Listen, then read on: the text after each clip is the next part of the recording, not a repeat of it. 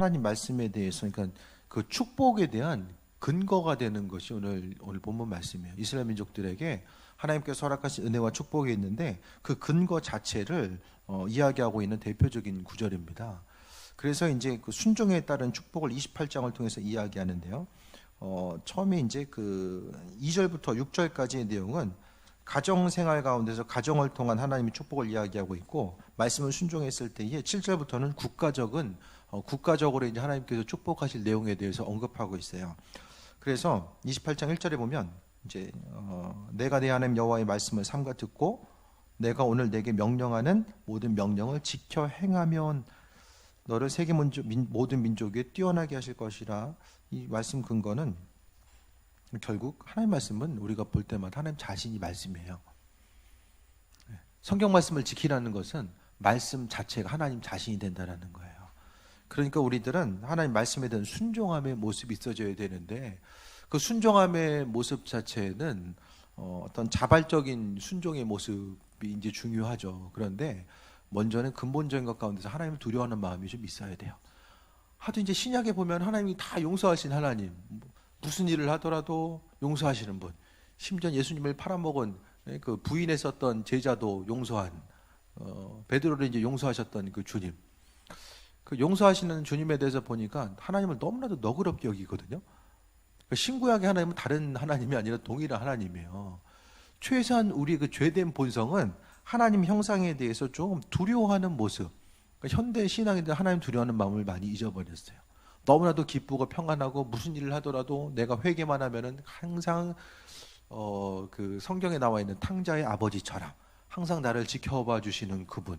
하나님의 속성이 사랑인 거는 마찬가지지만, 사랑인 것은 맞는 이야기지만은 그 사랑을 무조건적인 그 용서와 자녀들이 무슨 일을 어떻게 한다라고 할지라도 다 용서하시는 것, 그것은 하나님의 공의와 사랑이 아니에요. 자녀들에 대해서 때로는 책망하시고 때로는 은혜 가운데 용서하시는 그분, 그것에 대해서 기억해야만 합니다. 어쨌든 그 하나님을 두려워하는 마음은 우리로 하여금 어떤 그 신앙적인 틀 가운데서 죄의 본성을 버리고 하나님의 이끄심과 인도하심을 바라보기 위한 아주 중요한 요소로서 우리에게 또 자리 잡게 됩니다. 물론 뭐 하나님에 대해서 항상 두려운 분으로만 인식할 필요는 없지만, 그분을 향해서 우리의 마음속에 두려움 가운데서 하나님을 그 높이고자 하고 그분을 창조주로서 인정하고자 하는 마음의 중심이 그 안에 있다라는 거예요. 그래서 믿는 우리들 가운데서 항상 하나님의 예비하심 가운데 그분의 도우심에 대해서 바라보고자 하고 항상 새해 먹고자 하는 그 중심 자체가 우리 심령 가운데 날마다 자리 잡고 있어야 됨을 말씀드립니다. 그래서 여러분, 그 축복에 대해서 하나님 허락하신 은혜와 이 복에 대한 소망함이 있거든요. 나뿐만 아니라 우리 가정을 통한 하나님의 은혜와 인도하신 그분의 축복이 온전히 흘러가기를 또 소망하는 마음들이 있잖아요. 근데 성경 가운데서 그 중심을 순종이라고 말씀하고 있어요.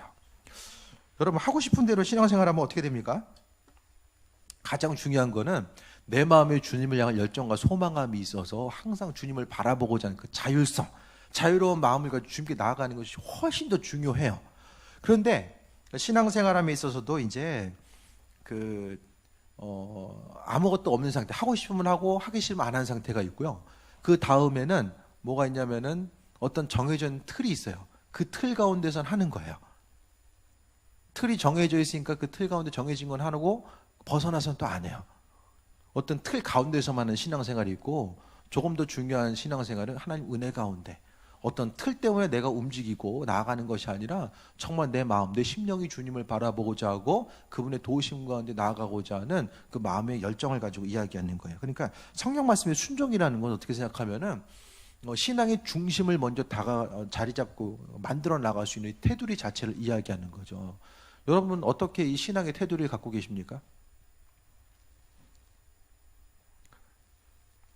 주일 모임은 어떻게 생각하면 하나의 그냥 신앙생활함에 있어서의 하나의 틀이에요. 주일 예배만 드려서는 믿음이 자랄 수가 없어요. 그냥 쉽게 이야기하면은 그냥 산소 호흡기 꽂고 이제 살아가는 것과 마찬가지야. 그냥 살아가는 거예요. 신앙생활 하는 거예요. 그 안에서 하나님의 임재, 인도하신 믿음의 성장과 성수, 아무것도 힘들어요. 정말 힘든 거. 여러분도 아시잖아요. 예물 생활하는 것도 마찬가지거든요. 11조 생활하면 축복받습니까? 믿음의 분량은 많은 사람들이 11조 생각하는데 아니에요. 감사 예물이에요. 성경에 의무 생활로서 11조는 주고 있잖아요. 근데 감사 생활에 대해서는 감사라고 했지만 감사 예물에 대해서 아마 의무 조항으로 넣었으면 했을 거예요. 근데 하나님 그렇게 안 하셨거든요. 왜 그랬을까요? 우리가 해야 될 거 하나하나 다 전부 다 적어놓지 않았어요. 우리의 자율적인 심령과 마음, 우리의 중심이 그분을 향하길 원하셨기 때문에. 그러니까 자원하는 심령과 자원하는 마음을 가지고 나아가는 것이 하나님의 은혜라는 거예요. 그러니까 그분의 은혜 가운데 우리가 믿음으로 성장해 나아가는 그 중심 자체를 또 이야기하고 있습니다. 말씀에 대한 순종함의 모습은 그 말씀 자체, 그 순종함을 통해서 우리의 믿음 생활이 어떤 그 견고한 터 위에 세워질 수 있고, 근데 문제는 말씀의 수많은 구절들 중에서 내가 순종하고 싶은 것만 순종하는 거, 그걸 또 조심해야 돼요. 하나님께서 우리 각 사람에게 원하시는 믿음의 분량이 있거든요.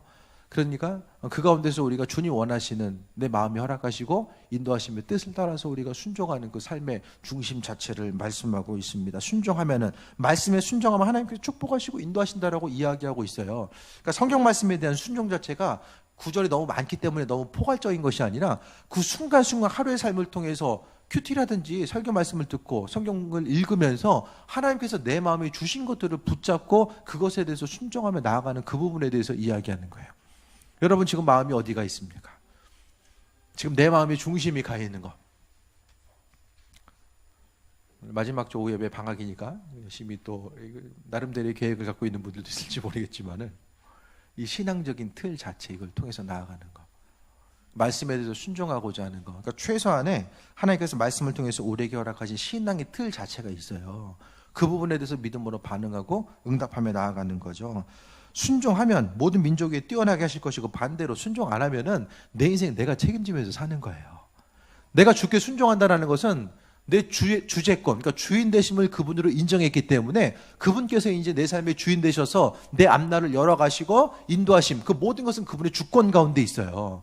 근데 믿음 생활이 어려운 게 뭐냐면은 맡길 건 맡기고 내가 가져올 건 내가 가져오고, 그러니까 주제권이 완전히 내게 있는 것도 아니고 하나님께 있는 것도 아니고 이 어중간한 상태에 있다 보니까 문제가 생겨요. 감당하기 힘든 일이 있을 때 뭐 내가 할 것도 아니고 하나님 할 것도 아니고 그런 일들이 이제 계속해서 발생한다는 거죠. 신앙생활 한다는 거, 주님이 주인 되심에 대해서 생각할 때는 믿음을 순종하고 나아가는 거, 순종하기 때문에 그분이 주인 되셔서 움직이는 거예요. 힘들고 어려울 때 고난의 순간만 주인됨에 대해서 인정하는 것이 아니라 평상시의 삶을 통해서 아, 그분이 주인 되시는구나, 그걸 인정해 드리는 거죠. 2절부터 봅니다. 함께 읽겠습니다. 2절 시작. 내가 내 하나님 여호와의 말씀을 청종하면 이 모든 복이 내게 임하며 내게 이르리니. 구약에서의 많은 복은 눈에 보이는 복이에요. 자녀의 복, 또 건강의 복, 물질의 복을 많은 부분 이야기하거든요. 전에도 이야기했던 것처럼 구약에는 영적인 세계, 육적인 세계를 나누는 것이 좀 아직까지 불분명해요. 영의 세계를 바라보는 면이 있지만은 이것이 기록되는 그 가운데서의 많은 부분이 육적인 것을 통해서 영적인 복을 또 이야기하거든요. 그래서 이제 여기서 말하는 육적인 복은 영적인 복을 함께 포함해야만 합니다. 그래서 우리가 하나님께서 허락하신 은혜와 축복을 우리에게 허락하시고 인도하신다라는 거. 그래서 6절에 들어와도 복을 받고 나가도 복을 받는다, 말씀에 대한 순종 자체를 이야기하고 있습니다. 하나님께 마음의 소원과 중심을 두고 나서 여러분 손해 난 거 있으십니까? 말씀대로 움직여서 손해 난 거 있으세요? 하나님 은혜 가운데 임하시고 함께 해주십니다. 삶에 있어서 극한 어려움 좀 경험하신 적 있으세요? 교회 가운데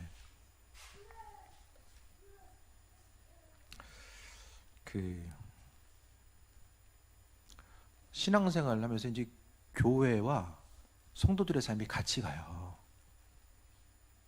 교회 가운데서 지금까지 이제 오면서 어떤 감당하기 힘든 극한 어려움들은 우리가 좀 별로 기억나는 게 없잖아요.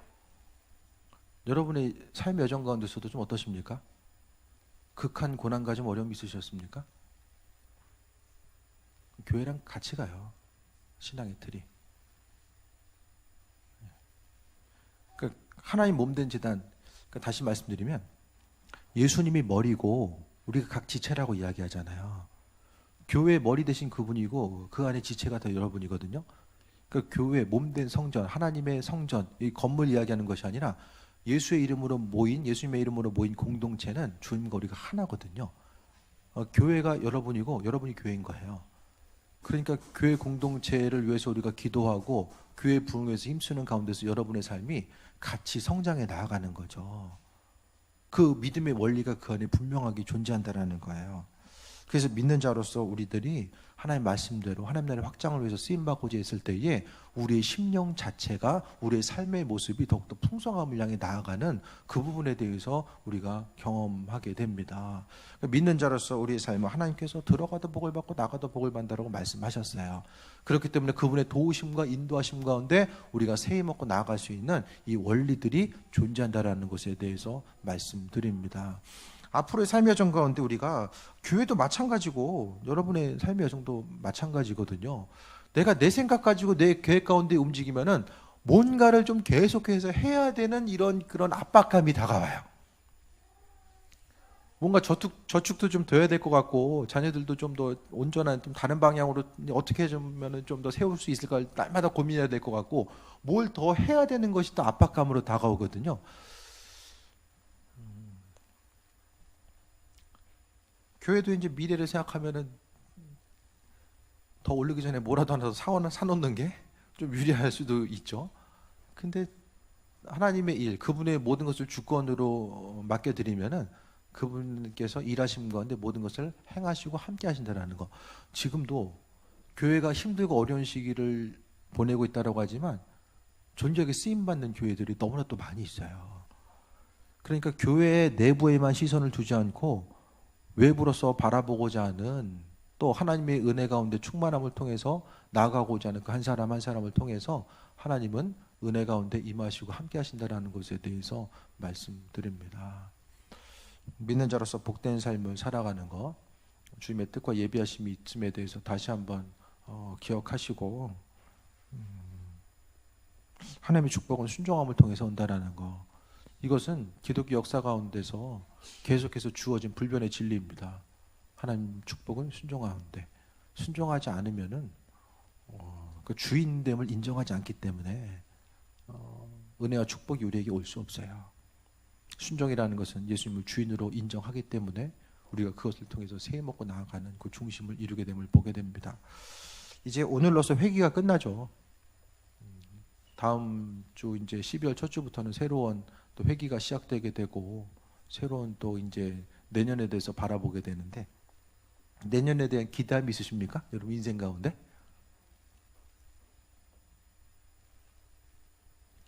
좀 잘 될 것 같으십니까? 뭔가 조금이라도 더 하나님의 은혜를 경험하며 나아가고 교회가 또 교회가 당회를 통해서 한 해를 좀 새롭게 기대하고 나아갈 수 있는 것도 정말로 큰 은혜예요. 매달 적자나면은 이거 참 되게 심각해지거든요. 그래도 교회가 좀 들어온 인원이 더 많아야지 나가는 인원이 더 많으면은 분위기가 좀 애매해져요. 뭔가 좀 새롭게 시작하는 게 방어하는 데 이렇게 교회를 유지하는 데 급급한 게 아니라 정말로 선한 영향력을 주면서 함께 성장할 수 있는 그 온전한 교회의 모습, 그것을 우리가 바라봐야 되고 교회가 성장해 나아가면서 하나님의 은혜 더하시고 함께 해주십니다. 정도의 차이, 기다림의 차이 있을지 모르겠지만 하나님은 하나님의 방법대로 일하시고 함께 하신다는 거예요. 내년 한 해 하나님의 은혜와 인도하심이 가득한 한 해가 될 줄 믿습니다. 올 한 해 어제도 잠깐 회의 통해 이야기했지만 어떤 기본적인 기반 자체를 하나님께서 올해 많은 부분 닦아주셨어요. 내년부터는 그 틀과 기반 위에서 하나님의 일들을 새롭게 또 이루실 줄 믿습니다. 항상 도우심과 예비하심, 하나님의 인도하심, 그 당회를 이제 또 맞이하고 나아가는데 당회 이제 가운데서도 하나님께서 우리에게 또 은혜 더하시고 또 새롭게 비전 허락하시고 또 인도하시고 또 새로운 일꾼들이 더 세워지고 또 주의 일에 또 존귀하게 쓰임받는 그것을 통해서 하나님 나라가 또 확장되게 될 줄 믿습니다. 오늘 말씀을 통해서 순종을 통해서 하나님께 축복해 주시는 것, 순종하기 힘들죠? 순종이 힘들어요. 말처럼 이렇게 쉽지 않아요. 말씀대로 순종한다는 것은 하기 싫은 거 해야 될 때도 있고 내 손해를 감내해야 될 때도 있고 여러 가지 움직여야 될 때도 있어요. 하지만 하나님께서 기억하신다라는 거, 그것을 통해서 또 내년 한 해를 기억하고 또 준비하며 나아가는 귀한 삶이 되시길 축원드립니다. 기도하겠습니다. 하나님 감사합니다. 오늘도 은혜도 하시고 올 한 해의 삶의 여정 가운데서 함께 하셨습니다. 그리스도 예수께서 주인 되시는 귀한 삶을 살게 하여 주시며 아버지 하나 오늘 말씀을 통해서 순종함을 통한 축복 자체를 주님께서 말씀해 주셨사오니 믿음으로 순종하고 반응함을 통하여서 하나님의 크신 사랑과 능력의 역사를 바라볼 수 있도록 주님 주관하여 주옵소서. 모든 것이 하나님의 은혜입니다. 영광 받으시고 세임 허락하여 주옵소서. 1,000번쯤을 드렸사오니 받으시고 하나님 축복하여 주옵소서. 인도하심에 감사드리며 예수님의 이름으로 기도했습니다. 아멘. 주기도문으로 마칩니다. 하늘에 계신 우리 아버지여